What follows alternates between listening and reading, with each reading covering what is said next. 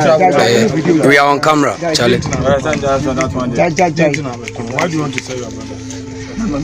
Huh? Sika sell. Here, Sika. Does any James here, Sika? Now what's up?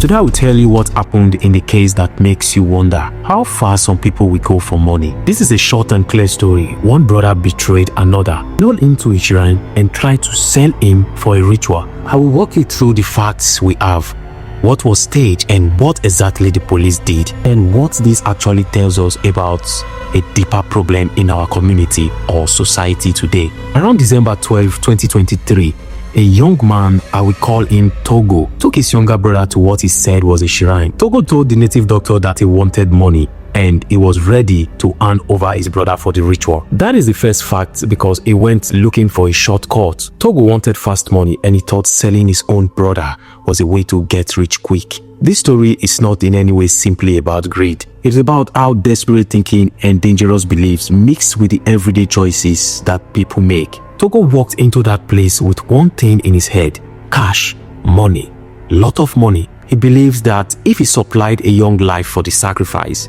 he would be paid a huge amount. He believed it and he acted fastly. This is what happened inside the shrine, step by step, and I will keep this simple for everyone to understand so the flow frequency will be smooth. Togo met a man who presented himself as a native doctor. Honestly, he was a native doctor. He was a traditional healer, herbalist. But did you know one thing?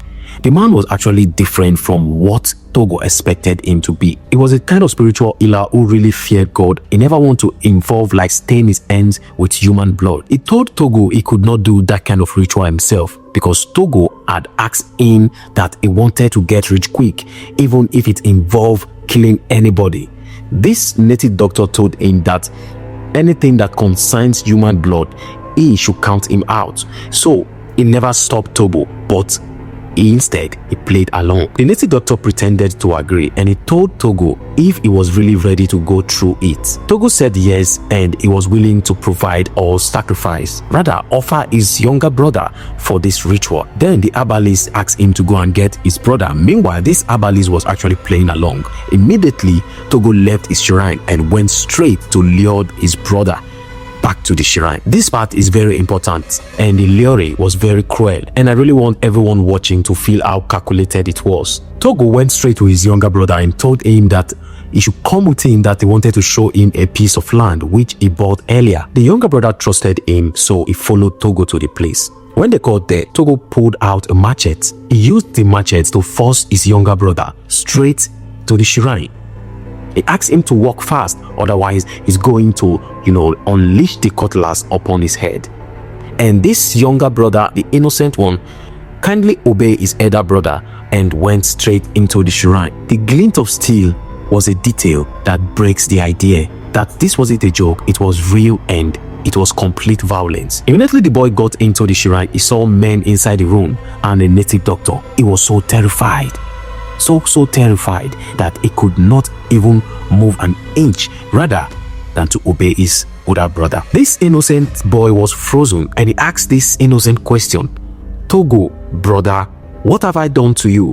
What did I do wrong that you're not telling me? And why do you want to kill me? Those words, what have I done, that he asked his older brother Togo, are the very hardest parts. When you hear a child ask that, then immediately you realize the betrayer, a brother, not a stranger, had set this up. It is so sad. Now here is the twist in the story. The men in the shrine were not buyers or ritualists. They were law enforcement officers and journalists. This good and God-fearing native doctor has secretly reported the matter to the law enforcement agents. So the police quickly set a trap. They allowed Togo to lead his brother in and they quickly staged the scene to catch him in the act. Outside the shrine, men pretended to be buyers. They had ropes and they actually pretended as if they were assisting Togo to tie up his brother. That is how Togo imagined it would go. Togo believed money was ready to change hand and the police had already made ready the money that was supposed to be given to Togo. A bag of cash was seen in the scene just to prove to Togo that money will be made. That money was evidence and it would show the intent, the agreement. When Togo dragged the boy in, the officers immediately closed the door. They acted like the ritual was about to happen. each of every one of them there played their role perfectly. Togo was extremely aggressive and determined because he wanted his brother to be sold so that the money can be handed over to him immediately, as fast as possible. This is to show you, or this is to tell you how wicked a man's heart can be. Togo had no mercy and had no feelings for his own blood brother for what was recorded. Togo was even given a choice by the supposed buyers. They asked him if he wanted them to do the ritual or if he himself wanted to do it. He said he would do the killing himself because he wanted to take the bigger cut, payment. That line, that decision showed how deep the greed has gone. He preferred to be the hands that killed to make sure he got more. He took the machete while the police placed the money bag, that is the evidence, on his hands. The bag that would later prove that he had agreed to sell his brother. That gesture, handing him over the money, was to show the camera and to prove criminal intent. The money was given to him as a proof. The knife was in his hands. He was ready, and that was when the police moved in. The police arrested him on the spot and they immediately stopped the act before murder could happen. That is, real murder could happen. And they actually did well for not allowing Togo to immediately kill his own brother. The native doctor had really done the right thing by reporting this boy, Togo. He didn't want a life taken on his watch, so he helped to bring Togo's down.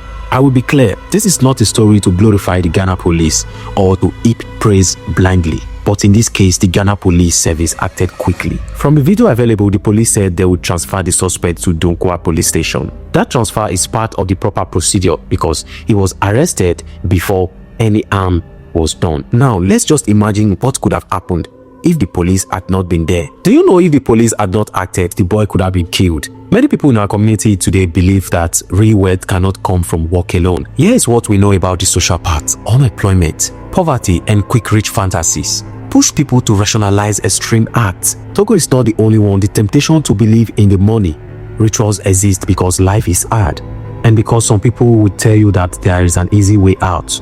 We just have to be mindful and, reasonable.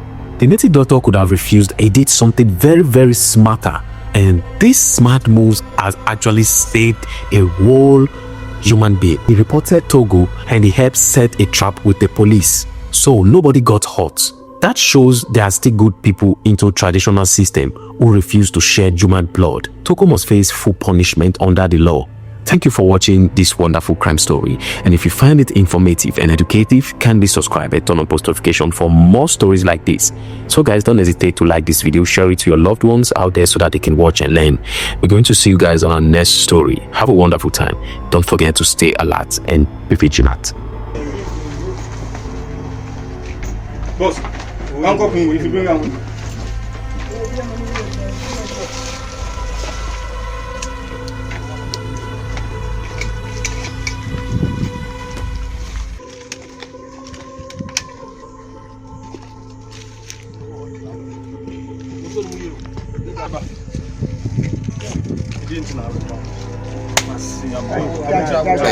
We are on camera, Charlie. Why do you want to say that? Huh? Now we turn you.